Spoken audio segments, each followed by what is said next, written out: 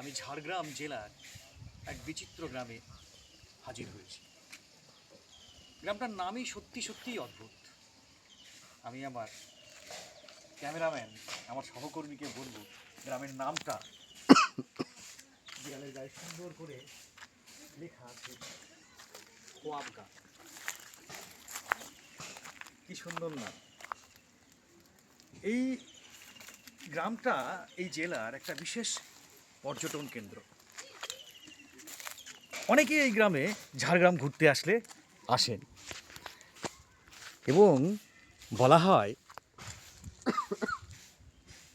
এই গ্রামটা নাকি স্বপ্নের ফেরিওয়ালা। সেই জন্য এই গ্রামের নাম হয়েছে খোয়াবগা। এই গ্রামের কেবলমাত্র হাতে গোনা গুটি কয়েক বাড়ি,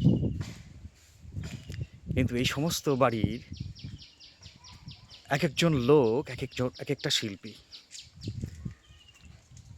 তারা নিজের হাতের তৈরি নানান শৈল্পিক কাজে গ্রামটাকে সুন্দর করে সাজিয়ে তুলেছে।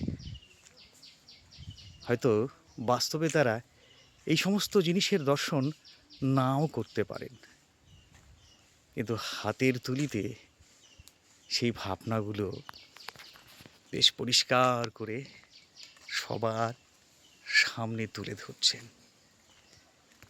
তারা হয়তো স্বপ্ন অর্থাৎ খোয়াব এইভাবেই বাস্তবায়িত করছে।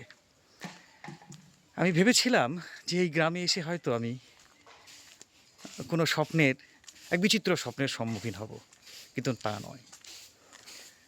হ্যাঁ, যা প্রত্যক্ষ করলাম, এই গ্রামের লোকেরা নানান কারুকার্যে তাদের শিল্পী সত্তাকে বিকশিত করেছে। আর আমার এই সুন্দর গ্রামের ভ্রমণটাকে বাস্তবায়িত করার জন্য আমার সঙ্গে আমার এক সহকর্মী বিভাস পাত্র, যার বাড়ি ঝাড়গ্রামে।